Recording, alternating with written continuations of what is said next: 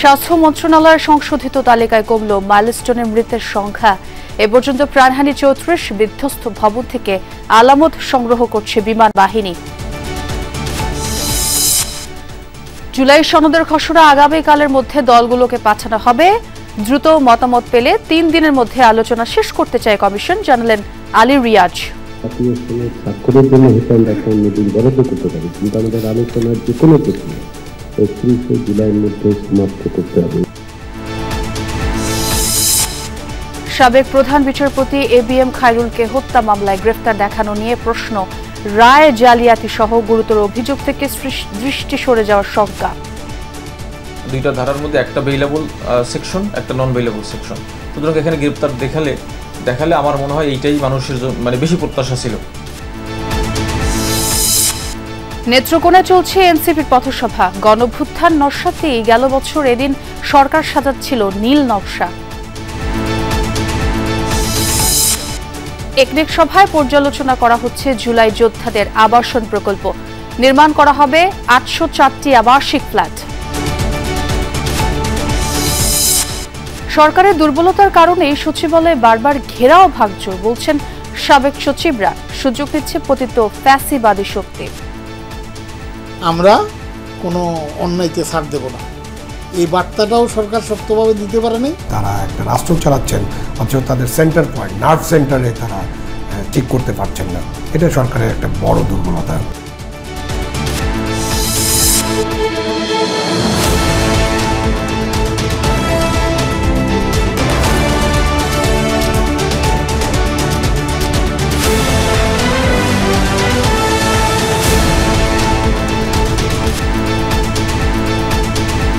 দেখছিলেন শিরোনামগুলো। এছাড়াও দেশ বিদেশের আরো খবর নিয়ে দুপুরে বাংলাদেশে আপনাদের সবাইকে স্বাগত জানাচ্ছি আমি ছোঁয়া খন্দকার। মাইলস্টোন স্কুল অ্যান্ড কলেজে বিমান বিধ্বস্তের ঘটনায় স্বাস্থ্য মন্ত্রণালয়ের সংশোধিত তালিকায় মৃতের সংখ্যা ৩৪ জন। স্বাস্থ্য মন্ত্রণালয় জানায় শনাক্ত হয়নি এমন ৫টি মরদেহ ছিল CMH-এ, যেগুলো DNA পরীক্ষা শেষে পরিবারের কাছে হস্তান্তর করা হয়। একটি বড় দেহের খন্ডাংশকে আলাদা হিসাব করায় প্রকৃত সংখ্যা নিয়ে ধোঁয়াশা ছিল, জানায় মন্ত্রণালয়।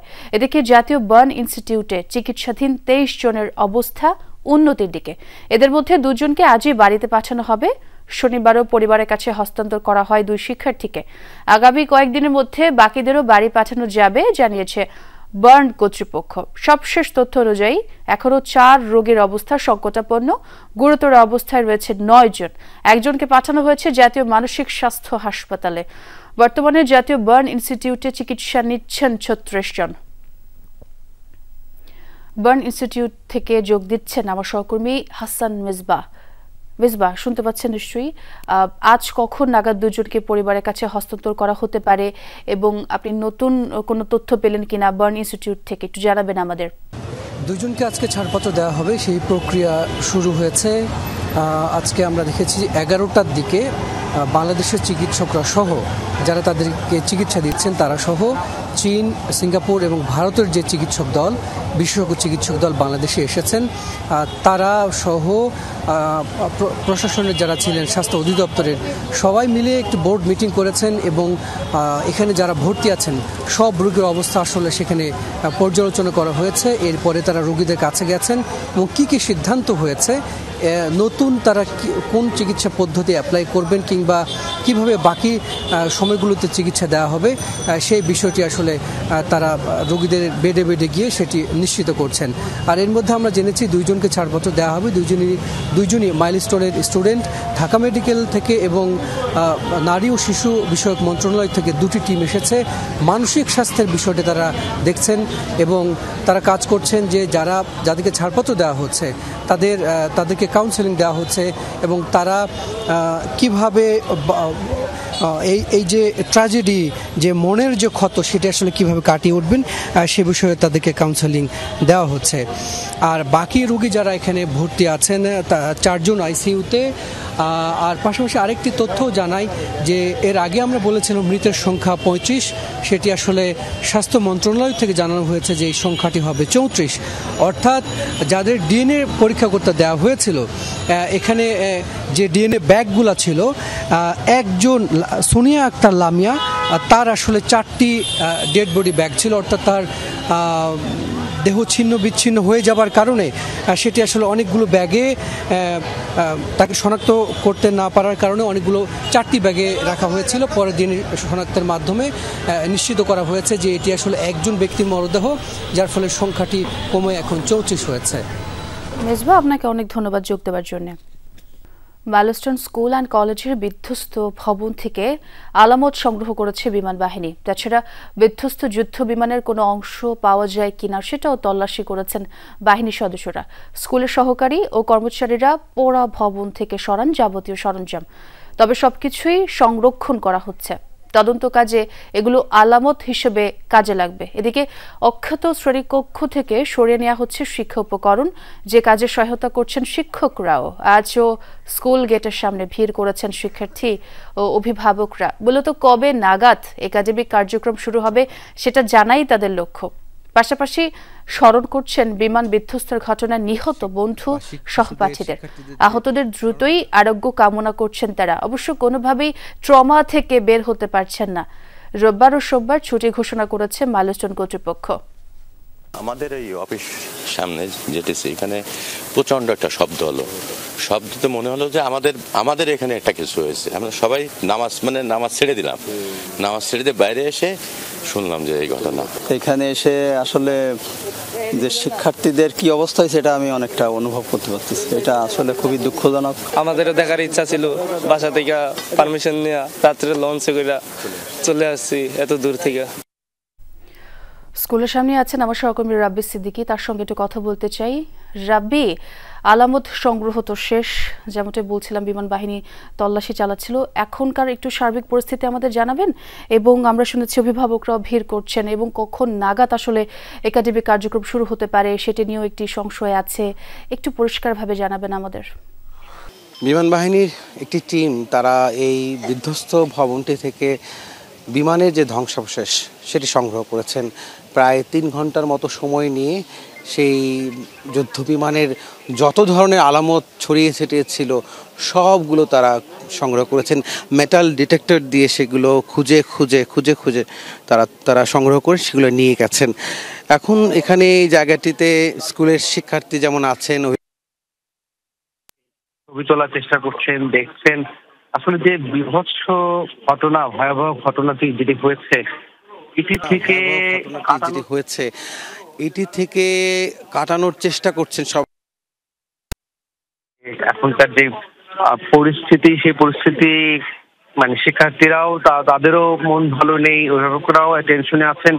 সব মিলিয়ে স্কুল কবে খুলবে এটি দীর্ঘ সময়ের ব্যাপার।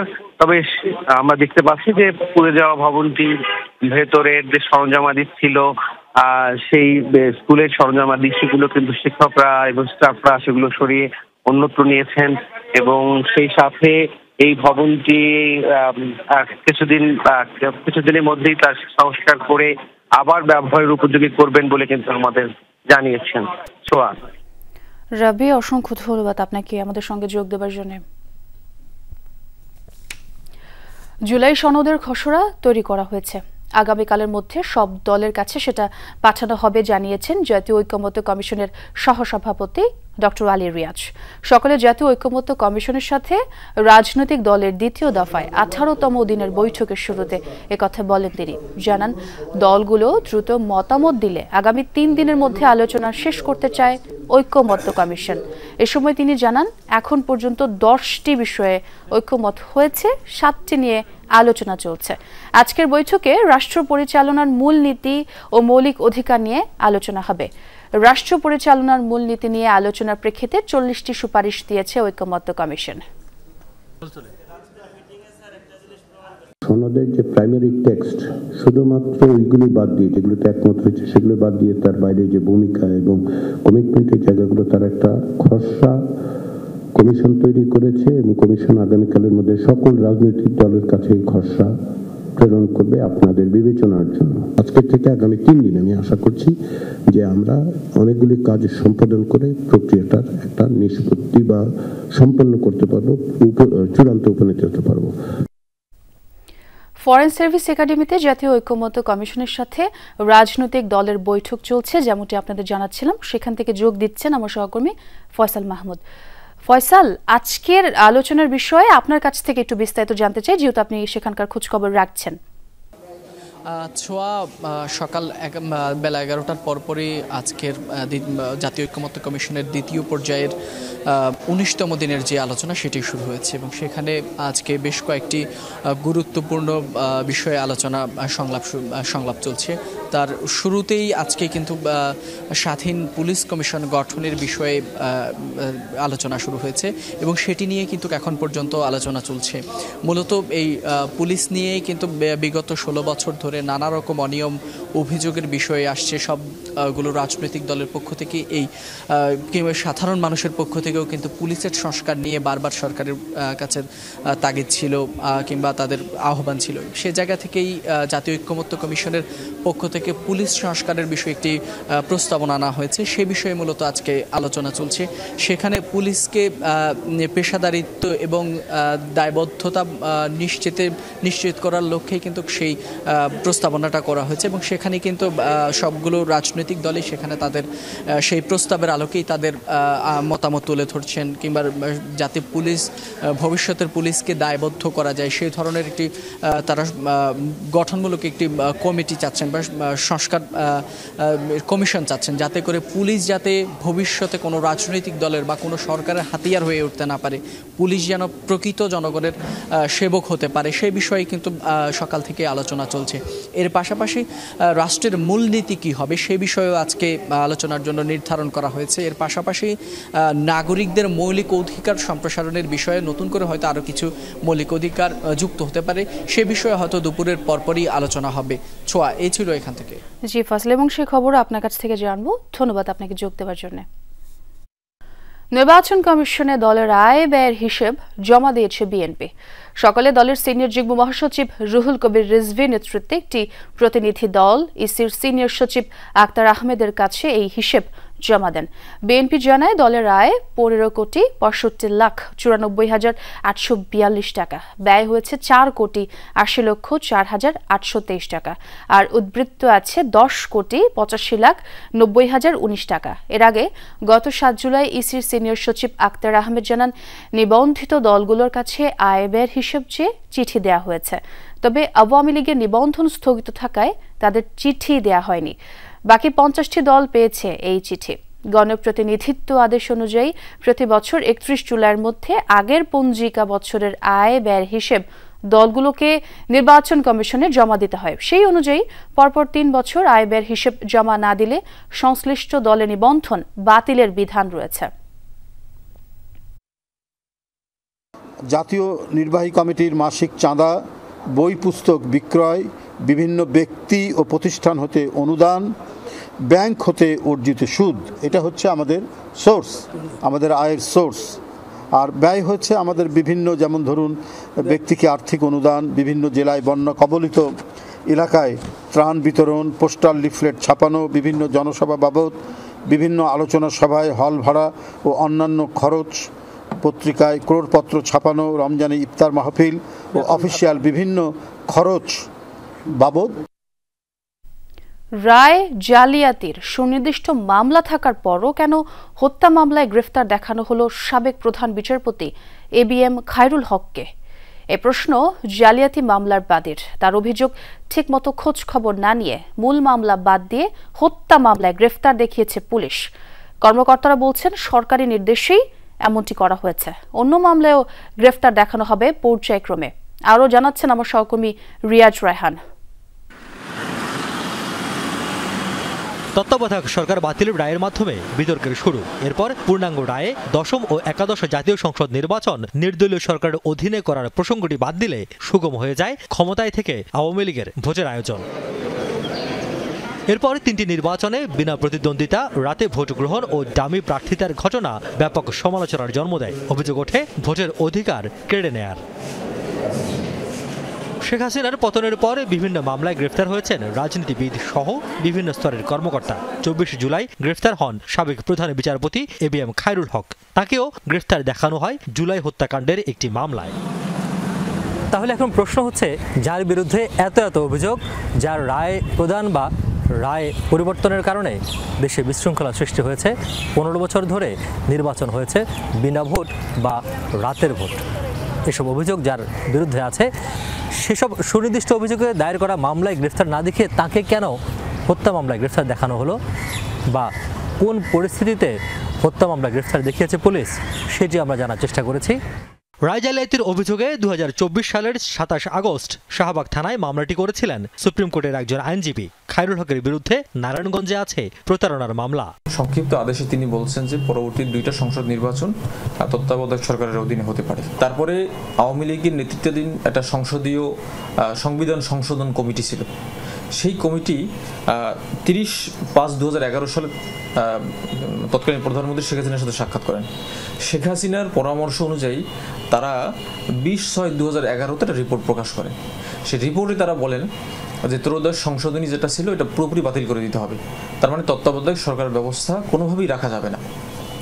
আওয়ামী লীগের 20/6/2011 সেই রিপোর্ট অনুযায়ী এই খায়রুল হক সাহেব তিনি 16/9/2012 পূর্ণাঙ্গ রায় প্রকাশ করেন।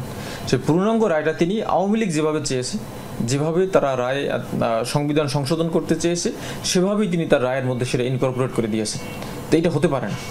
সুনির্দিষ্ট অভিযোগ থাকলেও কেন হত্যা মামলায় গ্রেফতার দেখানো হলো খায়রুল হককে, কি ব্যাখ্যা দিবেন পুলিশ কর্মকর্তারা? তাৎক্ষণিকভাবে ওইটাতে ছিল, ওইটা পাঠাই দিছি, ওইটা তদন্তে পরে বাইর হবে। আর ওই যে অন্যান্য মামলাগুলোতে সোনের দেখানো হচ্ছে, সরকারি সিদ্ধান্ত যেটা হয় তাই করি। ওই ওটার বডিতে লেখা আছে, ওই কাগজের বডিতে ওটাও লেখা আছে।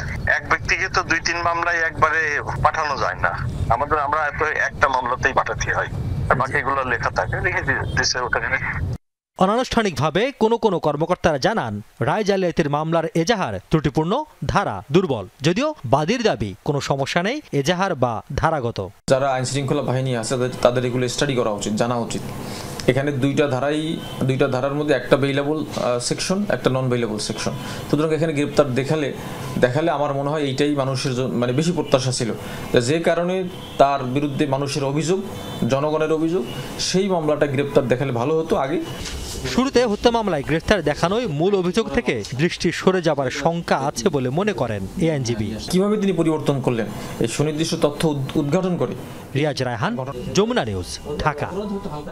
রাজনৈতিক গুম, গণগ্রেফতার, খুন ছিল বিগত ফ্যাসিস্ট আওয়ামী লীগের জন্য নিত্যদিনের ঘটনা। ছাত্র শিক্ষক কেউ তাদের নির্যাতন থেকে বাদ যায়নি, একথা বলেছেন শিল্প উপদেষ্টা আদিলুর রহমান খান। ঢাকা বিশ্ববিদ্যালয়ের সিনেট ভবনে জুলাই বিপ্লব নিয়ে প্রথম আন্তর্জাতিক সম্মেলনে তিনি বলেন, ন্যায় বিচারের জন্য আমলাতান্ত্রিক ব্যবস্থার পরিবর্তন দরকার। জুলাই শহীদদের বিচার হবেই, এটা নিয়ে তরুণদের সরব থাকার আহ্বান জানান তিনি। আমার দেশ সম্পাদক মাহমুদুর রহমান বলেন, ভারত স্বাধীনতা যুদ্ধের পর থেকেই বাংলাদেশকে তাদের অঙ্গরাজ্য বানিয়ে রাখতে চায়, কিন্তু 90% মুসলিম দেশের মানুষ তা কখনোই মেনে নেবে না।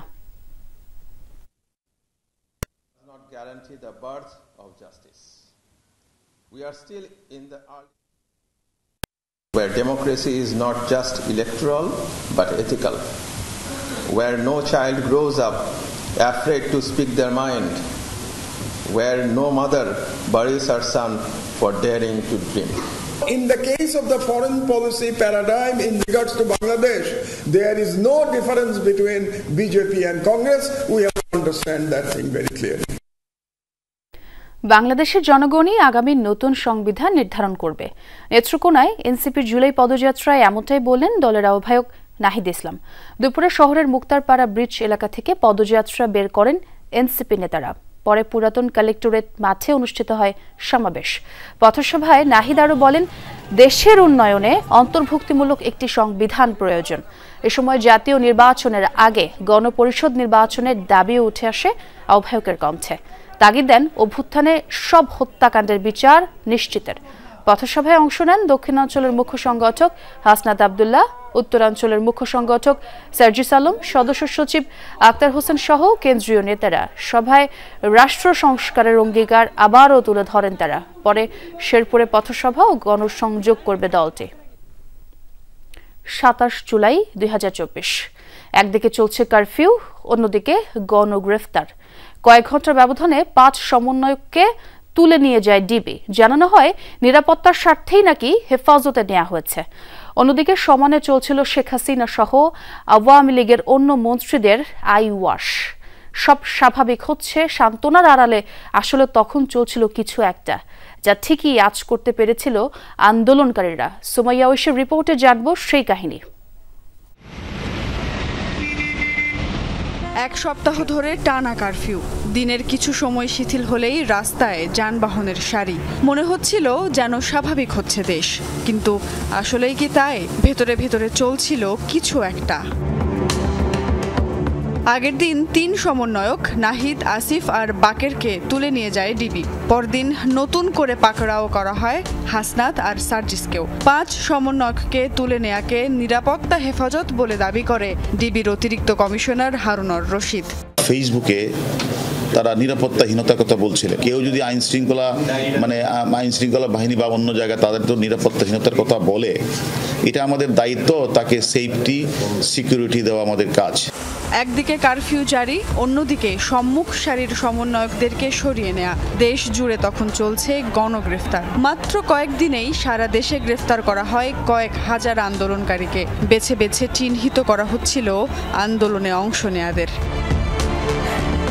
ফন্দিটা ধরতে পেরেই এদিন বিকেলে সংবাদ সম্মেলন করে বাইরে থাকা বৈষম্য বিরোধী ছাত্র আন্দোলনের সমন্বয়করা। নাহিদ, আসিফ, হাসনাত, সার্জিস আর বাকেরকে মুক্তি, মামলা প্রত্যাহার সহ 3 দফা দাবি জানিয়ে 24 ঘন্টার আলটিমেটাম দেওয়া হয়। অবশ্য এমন কিছু একটা হতে পারে তা আগেই আঁচ করেছিল সমন্বয়করা। এই সংবাদ সম্মেলনের পর থেকে অ্যাক্টিভ তাদের প্ল্যান বি। আসিফ ভাই একটা কথা বলেছিল যে মাঠে যে থাকবে সে লেট দিবে, আমাদেরকে ধরে বিবৃতি দেওয়া হতে পারে। এটা আগেও বলা হয়েছে যে যারা যে কোনো দিয়ে জোর করে বিবৃতি দেওয়া হতে পারে, আন্দোলন চলবে। এটা হলো আমাদের বললাম তো, এটা একটা মিউচুয়াল বোঝাপড়া। আমাদেরকে যদি মেরেও ফেলা হয় কিংবা হত্যাও করা হয় কিংবা গুমও করে ফেলা হয়, তাহলে আমাদের যারা বাইরে আছে তাদের প্রতি আমাদের একটা ভরসার জায়গা ছিল যে তারা আসলে আন্দোলনটাকে ক্যারি করে নিয়ে যাবে। হাসপাতালে তখনও কাতরাচ্ছিল গুলিবিদ্ধ তরুণেরা, শরীরের বিভিন্ন অংশে দগদগে গুলির ক্ষত। অথচ এই অবস্থাতেও চলছিল শেখ হাসিনার ইট পাথরের জন্য মায়া কান্না। এদিন সেতু ভবন আর দুর্যোগ ব্যবস্থাপনা অধিদপ্তর পরিদর্শনে যান তিনি। চলে দায় এড়ানোর চেষ্টা। আর এইভাবে মায়ের কোল খালি হোক, এটা আমি চাই না। শুধু শেখ হাসিনা নন, আন্দোলনের এই কটা দিনের মূল ঘটনা ভিন্ন দিকে ঘুরিয়ে দিতে তখন ভীষণ ব্যস্ত অন্যান্য মন্ত্রীরাও। তিনি সবকিছুই গভীরভাবে পর্যবেক্ষণ করছেন। আমাদের কাছে সমস্ত তথ্য আছে, ভিডিও ফুটেজ আছে, ছবি আছে, তদন্ত করে প্রত্যেককে আইনের আওতায় আনা হবে ইনশাআল্লাহ। একদিকে জনগণকে বোঝানো হচ্ছে স্বাভাবিক হচ্ছে সব, অন্যদিকে গোপনে চলছে আন্দোলনকে জঙ্গি তৎপরতার তকমা দেওয়ার পায়তারা। সুমাইয়া ঐশী, যমুনা নিউজ, ঢাকা। জুলাই গণঅভ্যুত্থানের শহীদ পরিবারগুলোর স্থায়ী বসবাসের জন্য ফ্ল্যাট দেবে সরকার। প্রতিটি ফ্ল্যাটের মূল্য দাঁড়াবে প্রায় 95 লাখ টাকা। এই ফ্ল্যাটগুলো সম্পূর্ণ বিনামূল্যে পাবে তাদের পরিবার। প্রকল্পটি জাতীয় অর্থনৈতিক পরিষদের নির্বাহী কমিটি একনেক সভায় অনুমোদন পেতে যাচ্ছে। প্রধান উপদেষ্টা অধ্যাপক মোহাম্মদ ইউনুসের সভাপতিত্বে অনুষ্ঠিত সভায় দেশি বিদেশি উৎস থেকে ছাত্র জনতার গণঅভ্যুত্থান 2024-এর অডিও ভিজুয়াল দলিল সংগ্রহ ও সংরক্ষণ শীর্ষক প্রকল্প পর্যালোচনা করা হচ্ছে।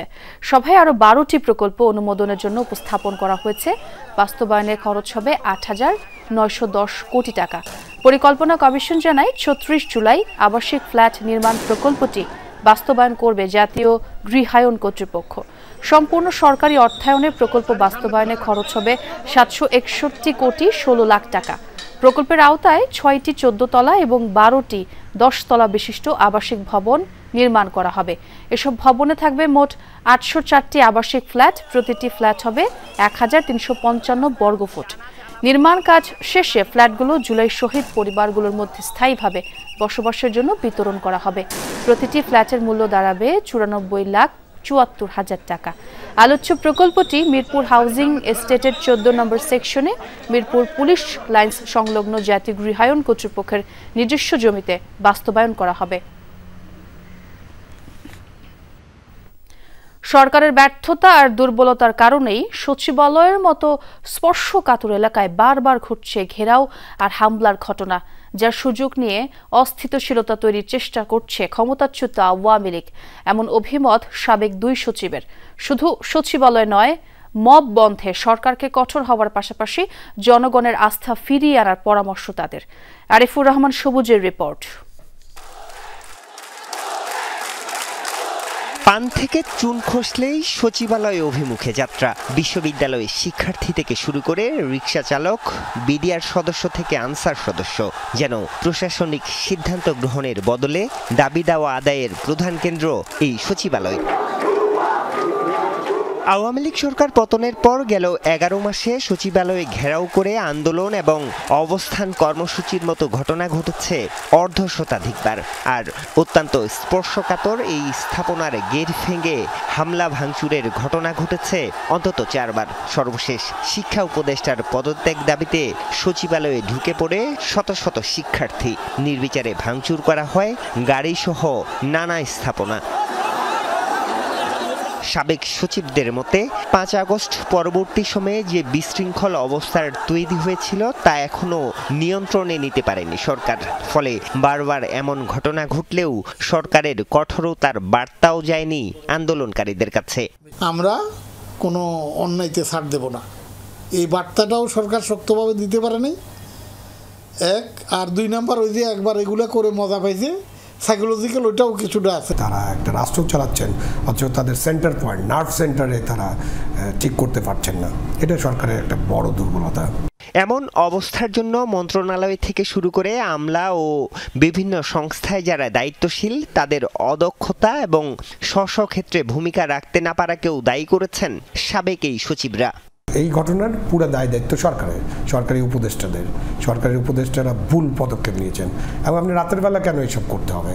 রাত 3:30 একটা সময় হলো, যে সময় আপনি ডিক্লেয়ার করবেন যে আগামীকাল পরীক্ষা হবে না। মাউসির ডিজি সাহেব যদি এসে বলতো যে বাবা আমি তোমাদের বাবা, তো তোমরা মানে আসো, এটা আমাদের ভুল হয়ে গেছে, তো এই কথা কি কেউ বলছে? তো এখন মুশকিলটা হলো দায়টা কেউ নিচ্ছে না। সাবেক এই 2 সচিব মনে করেন সরকারের এমন দুর্বলতা এবং বিশৃঙ্খল পরিস্থিতিতে সুযোগ নেয়ার চেষ্টা থাকবে ক্ষমতাচ্যুত আওয়ামী লীগের, যা নিয়ে সতর্ক থাকতে হবে সরকারকে। এমন কোনো পরিস্থিতি হতে দিবেন কেন যেখানে মব সৃষ্টি হবে এবং মবের মধ্যে ফ্যাসিবাদের দোসররা ঢুকে পড়বে? তো এটা বলে নিজের যে দুর্বলতা, অক্ষমতা বা নিজের ব্যর্থতা ঢাকার চেষ্টা অতীতের সরকারগুলো করেছে, এই সরকারও করবে। তারা তো সুযোগ পাইলে মানে আপনার কামড় দিতে চাবেই, তাইলে আপনি সেটা সতর্ক থাকবেন যাতে কামড় দিতে তারা না পারে, তাদেরও উস্কানি থাকতে পারে। আর সরকারের সাথে যারা আছে তাদেরও থামানোর উদ্যোগটা সেভাবে নাই। এমন পরিস্থিতি থেকে উত্তরণে জনগণকে আস্থায় আনার পাশাপাশি দ্রুত নির্বাচন দেওয়ার তাগিদ সাবেক এই 2 সচিবের। আমি মনে করি যে ওনাদের পক্ষে আর এটাকে গুছানো বা সামাল দেওয়া সম্ভব না। এখন একমাত্র পথ হলো নির্বাচন, এখন সেখানেও শঙ্কা আছে। আরিফুর রহমান সবুজ, যমুনা নিউজ, ঢাকা। আন্তর্জাতিক চাপে বাধ্য হয়ে গাজায় ত্রাণ প্রবেশের জন্য ঘনবসতিপূর্ণ কয়েকটি এলাকায় প্রতিদিন 10 ঘণ্টা হামলা বন্ধের সিদ্ধান্ত নিয়েছে ইসরায়েল।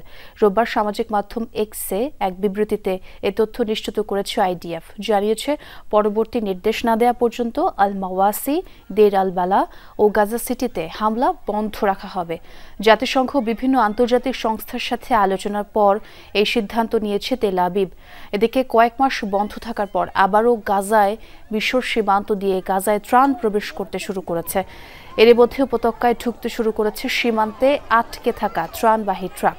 বিমান থেকেও গাজায় ত্রাণ ফেলছে ইসরায়েল।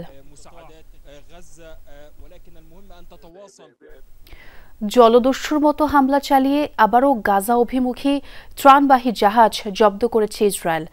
অপহরণ করা হয়েছে জাহাজে থাকা 21 মানবাধিকার কর্মীকে, যাদের মধ্যে রয়েছেন আল জাজিরার 2 সাংবাদিক। ইসরায়েলের দাবি অবৈধভাবে গাজায় প্রবেশ করেছিল জাহাজটি, যদিও ফ্রিডম ফ্লোটিলা জানিয়েছে আন্তর্জাতিক জলসীমাতেই বাধা দেওয়া হয়েছে তাদের। ইসরায়েলের এমন পদক্ষেপে নিন্দার ঝড় উঠেছে বিশ্বজুড়ে।